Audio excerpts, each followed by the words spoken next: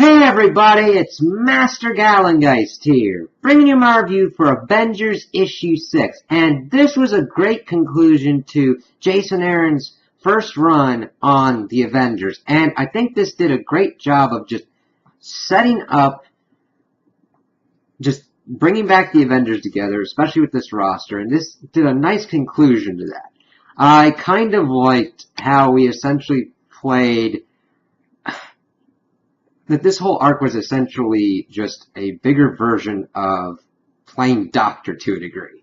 Except instead of the doctors going in and trying to figure out what's going on, it's the actual cells inside of itself trying to figure out what's going on and how to work within the system. It's actually kind of cool how that worked. So, the opening page is cool, seeing the reactions of all these people around the world. We see the Man-Thing, at the nexus of all realities freaking out. We see people in the Shi'ar Empire just having to stand by and do nothing. We reference to the Star Brand, which doesn't have a vessel, screaming, trying to figure out what to do.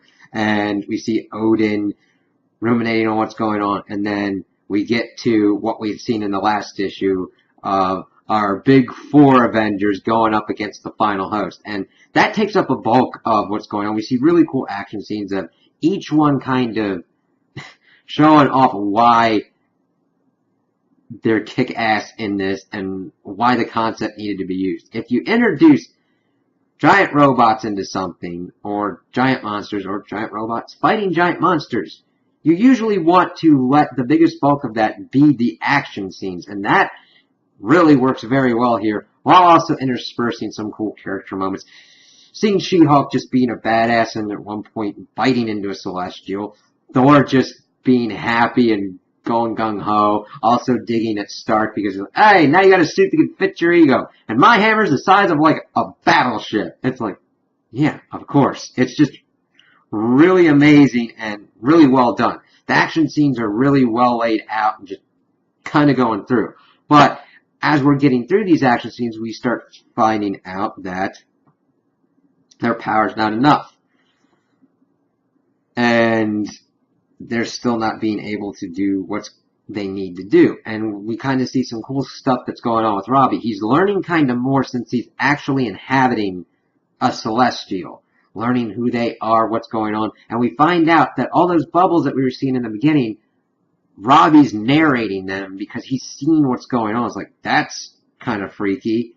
So, as they're getting still kind of messed up and everything, we see that Tony's Godkiller armor loses an arm, and he's going, okay, my reactors are going kind of funny. I'll at least take one of these guys into orbit, pretty much blow the suit, and see if that at least takes it out. But as he's attempting to do that, the dead Celestials that we've seen have come back to life, pretty much essentially like zombie Celestials. Like, that's not a good thing. So now they're completely outnumbered, and they're trying to figure out what's going on. We had seen that the troops on the ground, Black Panther, Captain Marvel, and Captain America, were having a good kind of fight with it, but of course the horde in the center of the earth starts popping up everywhere. We see it getting really, really bad. But that's where this whole antibody thing starts coming in, and they start figuring out that the reason the Celestials didn't wipe out the life on Earth was that they were going for a live virus vaccine.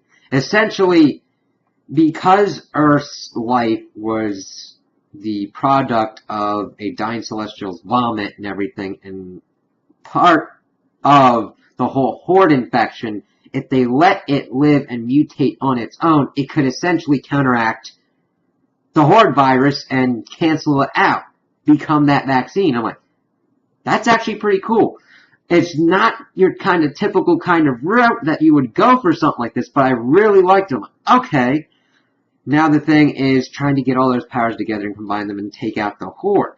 This, of course, then leads us to the Eternals and how Tony had gotten that whole brainwave from Icarus, talking about the Unimind, and that was how the Eternals were able to do some of their things. So we then see everybody essentially do the Unimind and channel it into Robbie, because he was the only one left kind of in fighting shape.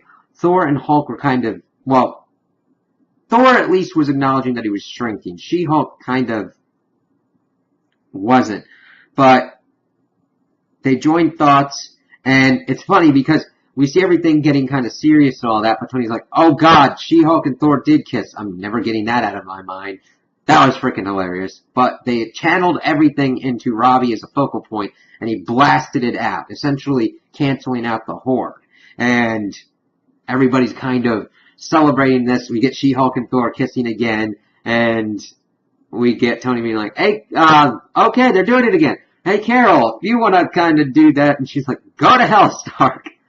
I kind of like that they're dealing with that Civil War II happened, but Tony and Carol are able to deal with their differences and work effectively as a team. It's kind of because it's pretty hard with what happened in Civil War II, especially with Carol pretty much beating Tony into a coma. I just like that we kind of got back into a kind of just heroes being heroes thing. I don't mind it when you've got heroes fighting ideologically for certain things, but it's been going on for so long, it's like, yay, they're getting together to do things. So, we find out that Robbie has been spit out by the Celestial, and that the final host is still around because the Horde is so entrenched in them that you gotta pull it out by the root. And Robbie's like, yeah, but how are we gonna do that, Cap? And Cap's like, I think we got some friends this time. And then we see this giant page where we've got the Celestials that have been cured are on their side, and Cap saying Avengers assemble, and it's like, yes, I always love when I see something like that, especially when Cap's doing it, but whoever the leader of the team is, and it's that kind of big fight, and somebody's going Avengers assemble, it's just always cool to see. So, they continue going on, we see more of someone talking and kind of explaining what's going on, people celebrating what's going on, the fire's dying down, and then we get a little bit more interesting stuff going on. We see Odin saying that their first sin was redeemed and hopes that they don't learn about the others, speaking mainly to the Phoenix statue. So it's like, ooh, what kind of other things will we learn about these prehistoric Avengers and what they did and how that's going to affect future stories. But what I really liked at the end was that Loki's been this asshole this entire time, saying that he's the cure to them, that they're nothing but germs and maggots and bacteria and all that kind of stuff. And he is in defeat, he is chained up, he's been smashed by the giant foot of She-Hulk in this, and chained up by Doctor Strange, and he's laughing. And he's beaming with pride, as it says in the comic, and he's like, ha, welcome back, Avengers. And I'm like, I like this. I like this kind of Loki. I also like how that he's tied back into bringing these Avengers together like he was in the very beginning.